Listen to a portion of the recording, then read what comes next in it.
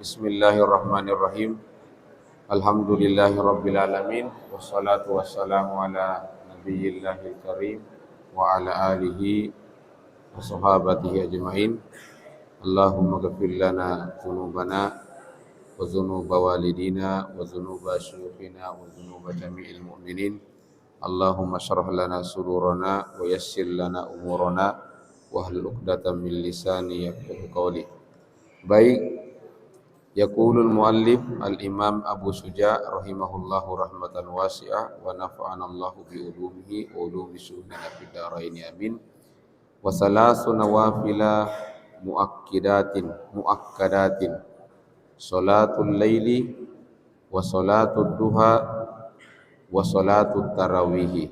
Baik, jadi kemarin kita sudah jelaskan bahwa ada solat sunnah yang dikerjakan secara berjamaah. Ada solat sunnah muakkadah yang dikerjakan secara berjamaah. Pertama, solat apa? Solat Idul Fitri dan solat Idul Adha. Ini dikerjakan secara berjamaah. Kemudian al-kusufani, solat gerhana matahari maupun gerhana bulan. Dan yang terakhir ada namanya solatul istisqa, itu solat minta hujan. Ini dasarnya solat sunnah ini dikerjakan secara berjamaah. Namun apabila ada sesuatu halangan darurat, maka sah apabila dikerjakan secara sendiri. Misalnya solat Idul Fitri atau solat Idul Adha. Ada orang ketinggalan atau terlambat melaksanakan solat Idul Fitri, ya, terlambat karena ada halangan, maka pertanyaannya, apakah boleh ia melaksanakan solat Idul Fitri secara sendiri dan apakah sah? Jawabannya adalah sah dan tetap dianjurkan untuk dilaksanakan. Nah, kemudian di sini al-muallif penulis Abu Suja melanjutkan solat sunnah yang dikerjakan secara sendiri. Tadi itu kan jamaah. Ada 3. Yang pertama salatul laili. Solat lail, solat malam. Ini solat malam pada dasarnya, ya, solatul laili. Ini solat malam boleh dikerjakan secara sendiri, boleh juga dikerjakan berjamaah, ya. Boleh dikerjakan sendiri, boleh juga dikerjakan berjamaah. Kemudian salatul duha, ya. Kemudian salatul tarawih, salat tarawih. Nah, salat lail sederhananya sudah kita jelaskan kemarin. Jadi begini anak-anak, dengarkan dulu.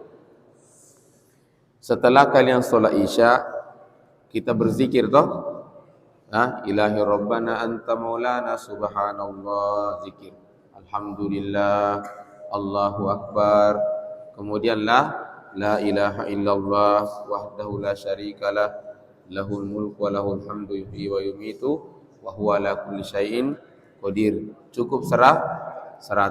Setelah itu kita berdoa. Setelah berdoa, salat apa? Salat sunnah.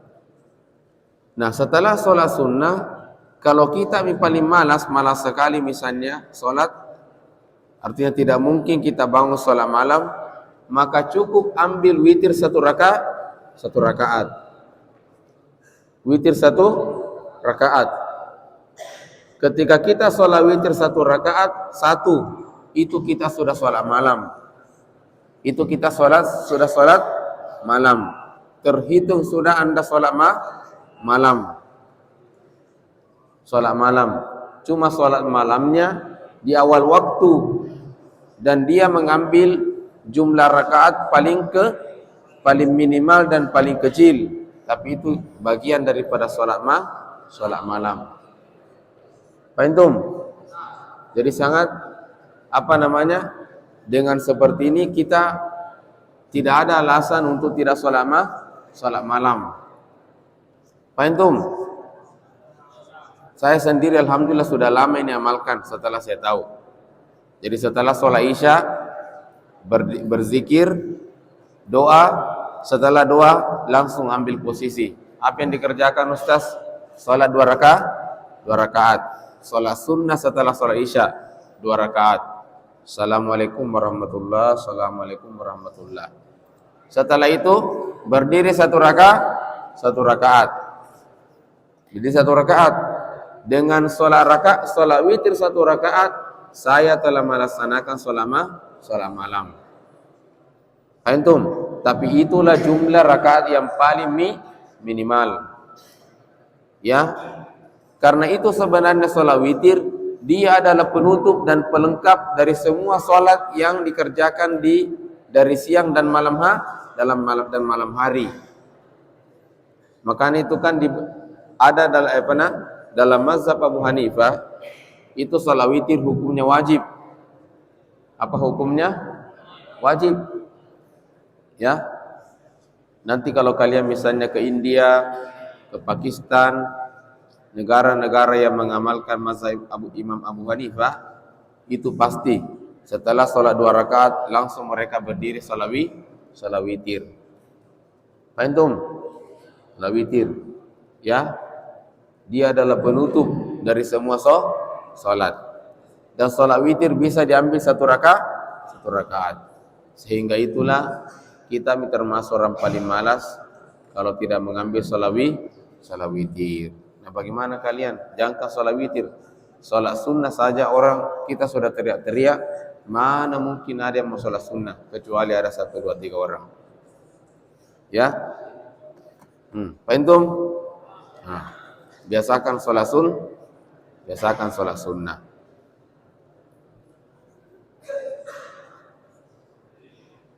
Baik. Wasalasu nawafil muakkadat, 3 sholat sunnah sangat ditekankan hukumnya. Yang pertama sholat malam.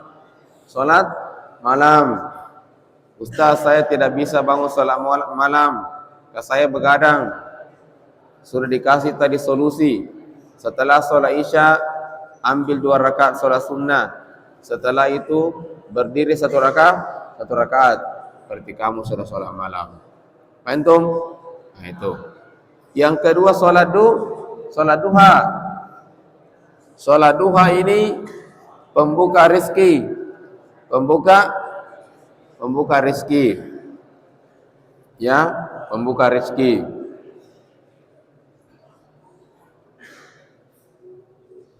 Percaya atau tidak, sholat duha itu akan memudahkan kita mendapatkan rezeki.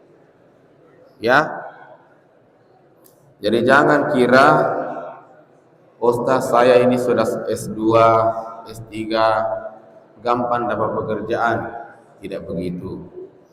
Ada namanya faktor eksternal. Faktor apa? Eksternal. Doanya orang tua, doanya guru, apalagi sholat duha. Kapan saya sholat duha Ustaz? Setelah mandi, sebelum masuk ke kelas. Ya, tidak bisa dikerjakan di masjid, dikerjakan di kamar. Tinggal mencari mana arah kiblat, langsung Allahu Akbar 2 rakaat. Selesai 2 rakaat, baru berangkat. Main tuh. Nah, misalnya tidak sempat kalian sholat duha, baik di rumah maupun di masjid, bisa di kelas. Bisa apa di kelas? Bisa di kelas. Antum bisa di kelas. Itu kan ceritanya begini. Saya hanya jelaskan, bukan saya orang alim atau atau banyak beribadah. Saya hanya copy paste. Badan kita itu sebenarnya mempunyai hak untuk bertasbih. Ini mata ada fungsinya, luar biasa. Kepala, rambut, telinga, penciuman, perasa, ini banyak fungsinya. Sebenarnya setiap organ dari tubuh kita itu mempunyai hak untuk bertasbih. Harus bertasbih. Nah, kata Nabi, kalau kita sudah sholat duha, maka sholat duha itu sudah mewakili organ tubuh kita yang mempunyai kewajiban untuk bertasbih. Antum? Nah, jadi sholat duha. Ya. Diamalkan ini sholat duha. Supaya nanti kalau besar tidak capek cari duit. Atau ada uang tetapi cukup. Dengarkan dulu. Ya. Sekarang ini susah sekali orang cari uang. Susah namanya pekerjaan. Ya.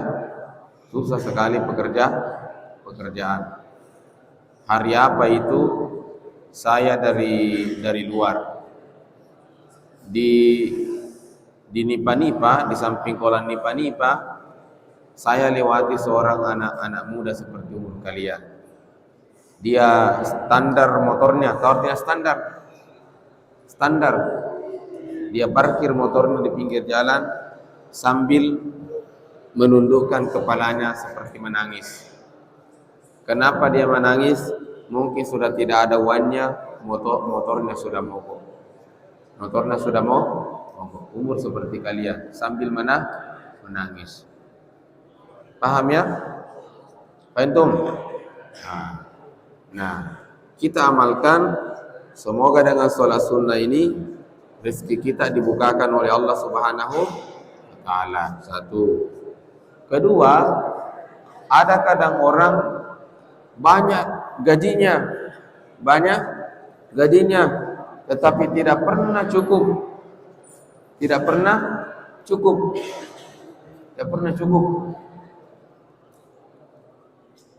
Saya jujur, dari kemarin itu kan saya ada pelajaran YouTube, saya sering cari-cari berita yang bagus. Itu ternyata salah satu kasus yang banyak sekarang ini bertubi-tubi korupsi.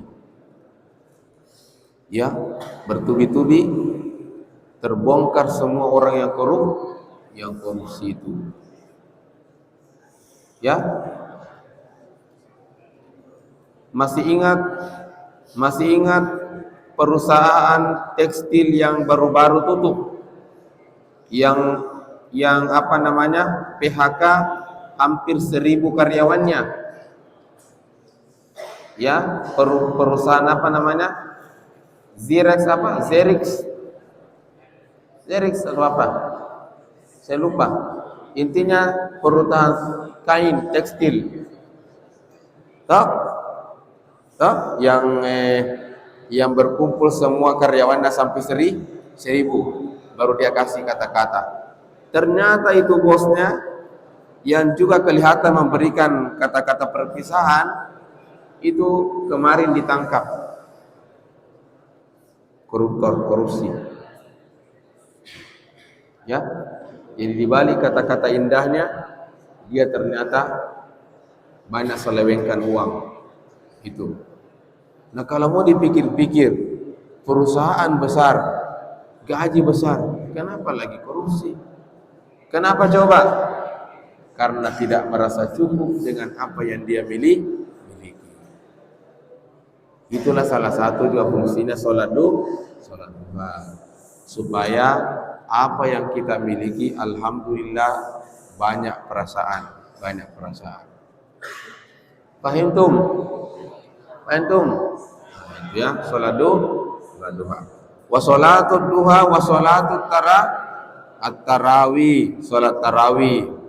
Nah, sholat tarawih ini juga Salat yang sangat disunnahkan untuk dilaksanakan. Banyak dari kita melihat salat tarawih itu santai-santai saja. Seperti sekarang, orang salat tarawih, dia datang sholat isya, ambil 2 rakaat tarawih, sudah keluar pergi ngopi di kafe. Antum, dia pergi ngopi di kafe. Sementara orang salat tarawih. Ustaz, orang-orang seperti ini bahaya Pak. Itu kemarin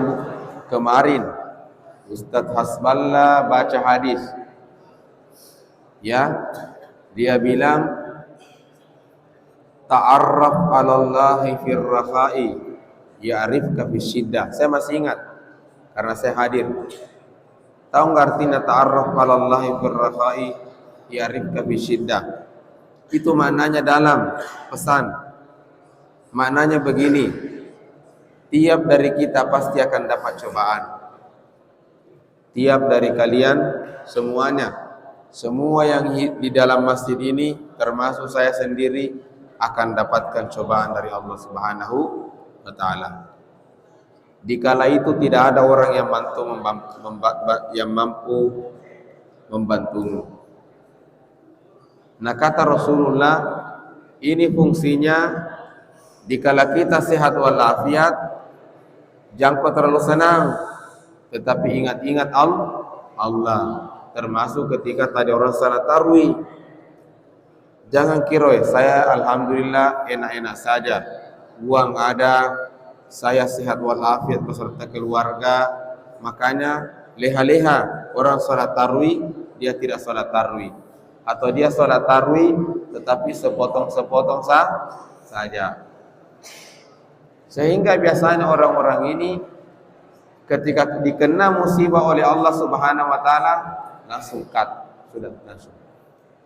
sudah dia tidak mampu menghadapi dia punya masalah, tidak ada pertolongan.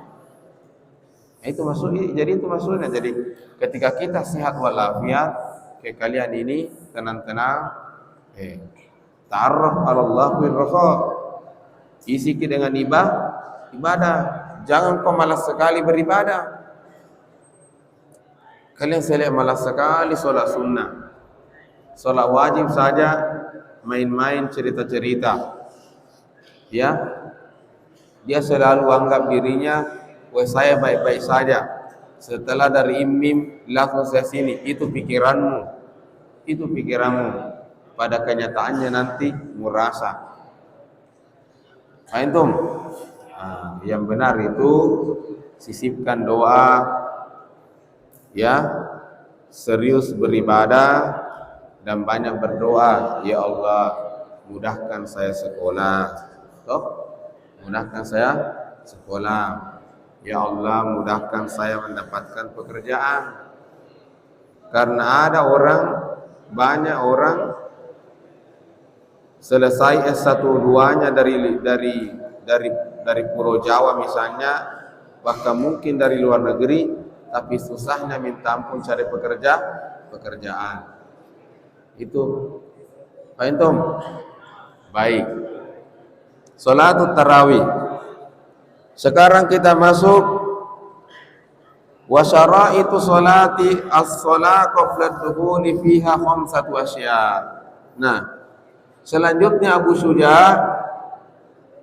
penulis buku ini, mengatakan ada 5 syarat yang harus Anda penuhi sebelum melaksanakan sholat agar sholatnya diterima.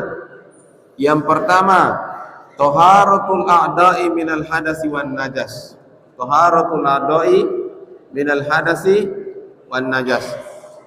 Artinya, pastikan Anda sudah suci. Artinya Anda sudah berwudu dan wudumu tidak batal. Wudu tidak batal. Jadi kalau ada orang bertanya, Ustaz, tadi sebelum takbir saya kentut keluar angin dan tetap saya lanjutkan solat. Apakah solatku sah atau batal? Jawabannya batal, 100% batal. Ulangi, kenapa kamu belum lepas daripada hadas? Paham tuh? Kemudian an-najas, pastikan bahwa baik pakaian, celana, songkok, sejadah atau lantai semuanya suci. Semuanya suci. Jadi kalau misalnya kalian sholat di celananya itu ada najis, lalu tetap sholat, apakah sholatnya sah atau batal? Batal. Paham tuh? Sholatnya batal karena ada najis di celananya. Nah, muncul pertanyaan, kan? Ketika saya sholat, orang sudah sholat ini rakaat pertama atau rakaat kedua atau rakaat terakhir, baru saya ingat bahwa di celanaku itu ada najis. Apa yang harus saya kerjakan? Batalkan segera, keluar dari saf dan bersihkan. Pertanyaannya, bagaimana cara membersihkannya? Apakah saya ganti celana atau boleh saya cukup membersihkan bagian yang terkena najis? Dua-duanya boleh. Boleh Anda langsung mengganti pakaiannya, celananya mungkin yang kena najis, atau boleh misalnya dia tahu bahwa najisnya itu melengket di lengan tangannya, lengan bajunya, maka dia boleh segera mengambil air, baru siram sampai 3 kali, sudah dipastikan tidak ada najis, baru diperas, baru dikasih begini, sudah. Paham tuh? Baik ini pakaian maupun celana, ya. Jadi jangan sampai kita sholat dalam keadaan baju maupun celana ada najisnya. Justru kalau hukumnya kita sudah tahu dan tetap kita sholat dalam keadaan ada najis atau sudah buang air atau buang angin, maka justru yang ada adalah dosa. Jadi jangan lakukan itu, ya. Taharatul a'dha'i minal hadasi wan najasi. Wasatrul aurati, menutup aurat. Menutup aurat. Nah, muncul misalnya beberapa masalah dalam hal ini. Ada kadang orang dia pakai pakaian sangat ketat, pakai baju kos laki-laki. Ketika dia ruku atau sujud kelihatan belakangnya, toh? Belakangnya itu bawa-bawa sedikit sudah aurat, ya. Belakangnya bagian-bagian belakang bawa sedikit sudah aurat. Bagaimana hukumnya, Ustaz? Nah, pertama, apakah dia tahu hukumnya atau tidak? Kalau tidak tahu hukumnya, ya mungkin masih dimaafkan pertama kali, ya. Tapi kalau sudah tidak ada memang kemauan untuk mengetahuinya, maka bisa saja sholatnya batal. Kedua, dia tahu hukumnya, makanya ketika dia ruku atau sujud, minum. Ruku atau sujud, ketika kelihatan itu dia langsung tutup. Dia langsung apa? Tutup. Nah, itu tidak apa-apa. Paham? Karena dia langsung tutup. Atau misalnya sholat, tiba-tiba angin kencang, terbang bajunya, kelihatan di belakang sedikit, dia langsung tutup. Nah, ketika dia tutup itu maka tidak apa-apa, sholatnya sah. Paham? Nah, jadi apa? Satrul aurah. Lagi ada sholat laki-laki celananya robek, celananya robek di atas lutut,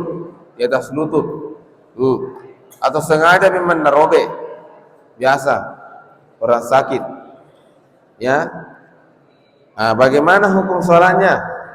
Ya tidak sah karena kelihatan auratnya. Celananya robek, dilihat di mana robek. Kalau di bawah lutut maka tidak apa-apa karena aurat masih tertutup.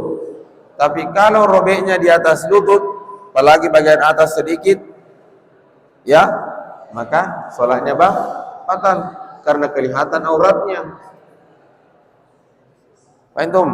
Kelihatan auratnya. Oke. Auratnya laki-laki. Mana batasan aurat laki-laki? Aurat laki-laki bermula dari pusar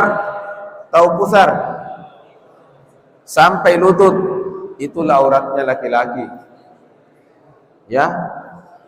Dari lutut ambil sedikit bawahnya sampai pusar.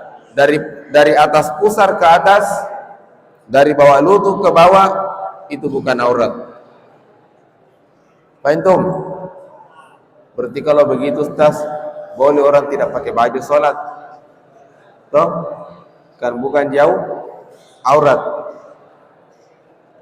Jawabannya adalah, jadi hukum itu kadang ada pendekatan adab. Ada pendekatan apa? Adab. Nah ditanya, kamu kalau mau berhadapan misalnya dengan wali kelas, apakah kau mau apakah kau tidak malu hanya pakai celana pendek begini atau malu? Jawabannya pasti malu. Itu wali kelas. Ya, bagaimana dengan Tuhan yang menciptakan langit dan bumi? Di mana perasaanmu? Antum? Sebab itulah di dalam solat tetap yang namanya adab dijaga, pakai pakaian yang bagus dan rapi. Tapi kalau berbicara hukum, sekiranya ada orang solat terbuka kancinya di sini, atau robek bajunya di belakang, atau sarungnya diangkat sampai dekat-dekat lututnya, solatnya tetap sah secara hukum. Antum? Nah itu. Jadi taharatul a'dha'i minal hadasi wan najasi. Itu ya. Itu tai najis atau tidak? Najis. Baik itu kotoran manusia maupun kotoran hewan. Berarti tai cicak najis atau tidak? Tai cicak najis karena kotoran hewan. Berarti kalau saya sholat Allahu Akbar, ada tai, ya, tai misalnya, maka segera dibuang, dibuang. Bekasnya ya bagaimana? Bekasnya itu kalau masih sedikit dimaafkan namanya, ma'fu anhu. Paham? Nah itu ya.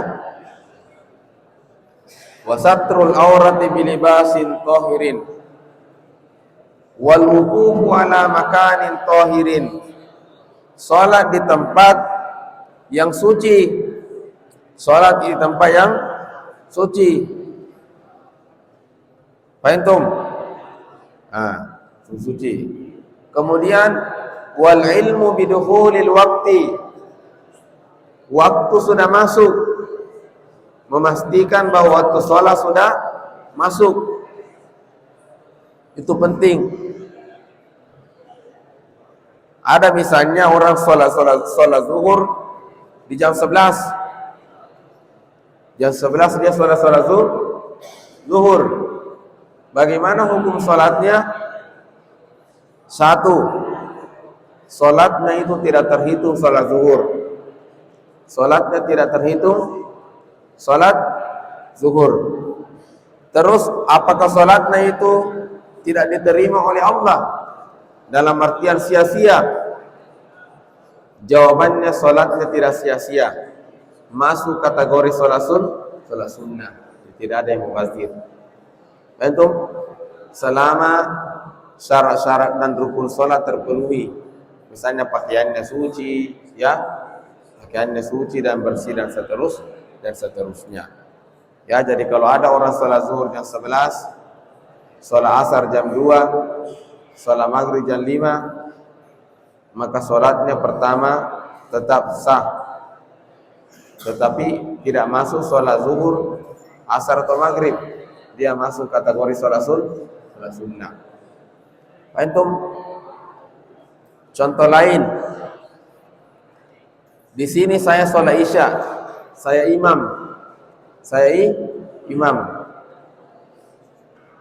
Cuma saya punya jadwal pengajian di SMP di bawah.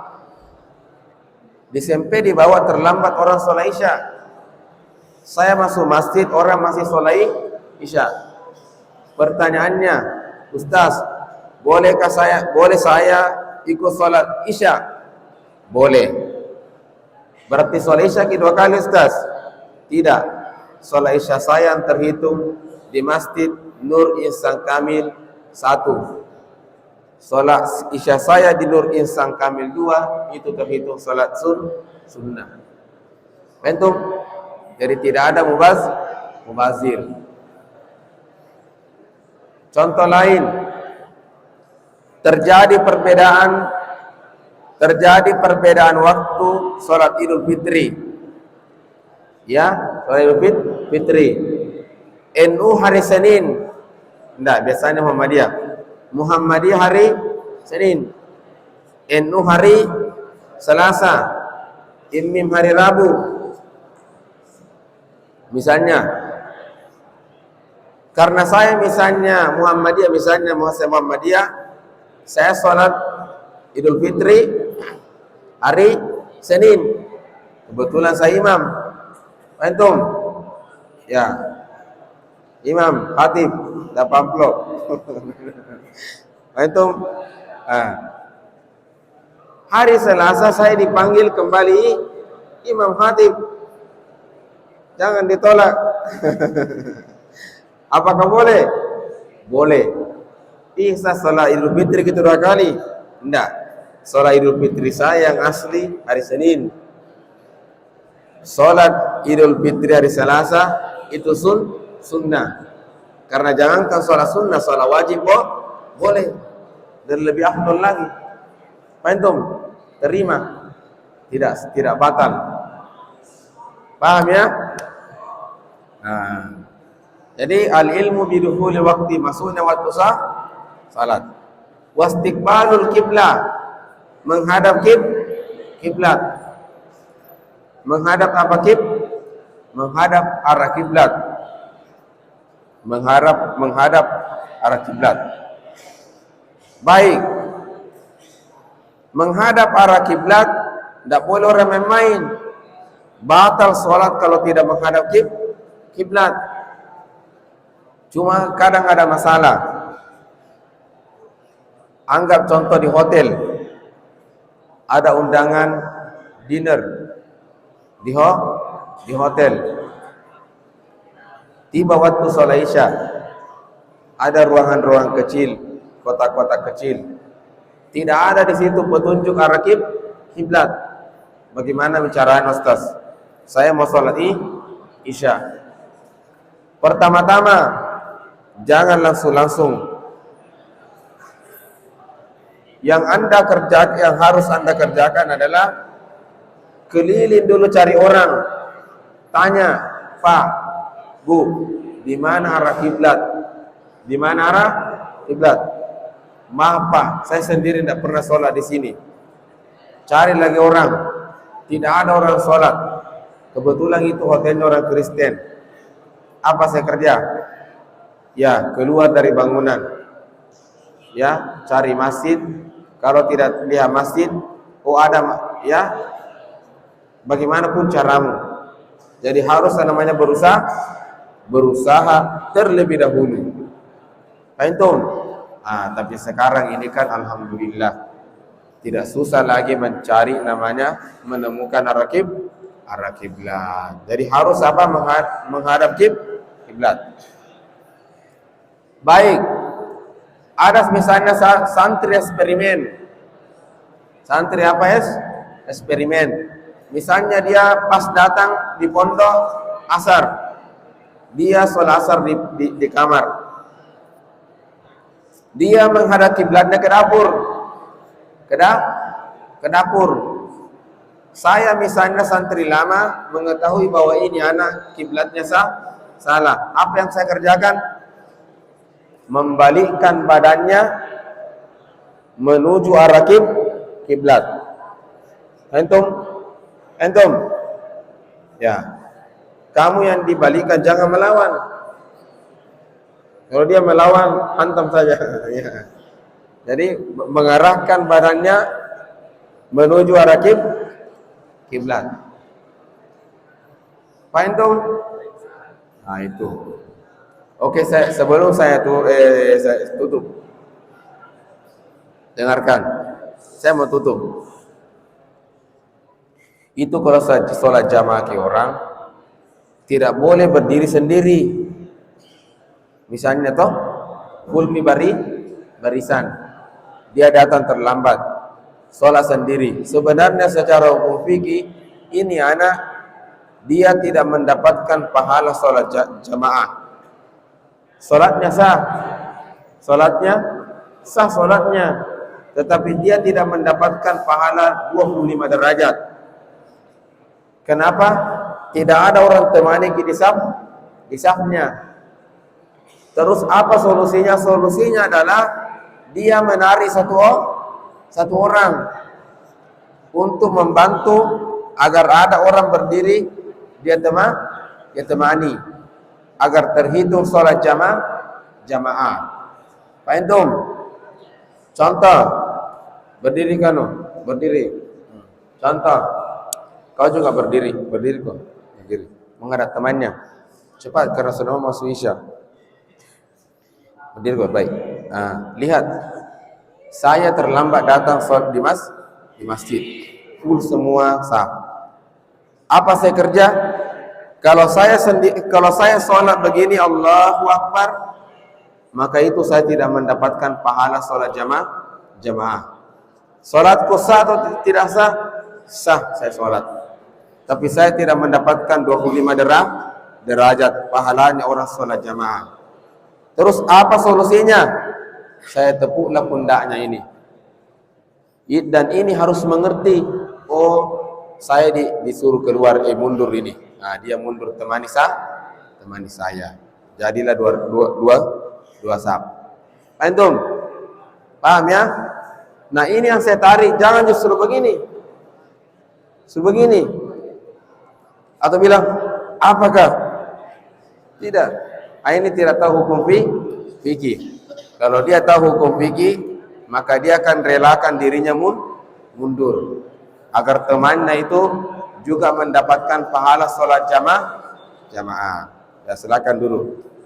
Karena pernah ada juga kasus begini, bertengkar. Dia kira dipatuai. Dia langsung begini, ya. Nah, jangan. Paham? Nah, saya kira ini sudah jelas. Jadi kalau ditepuk badan nah itu.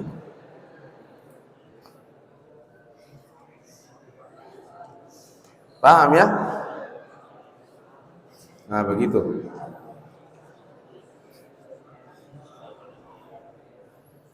Ya, sallallahu ala nabiyyina Muhammad wa ala alihi wa sahabati ajma'in. Assalamualaikum warahmatullahi wabarakatuh.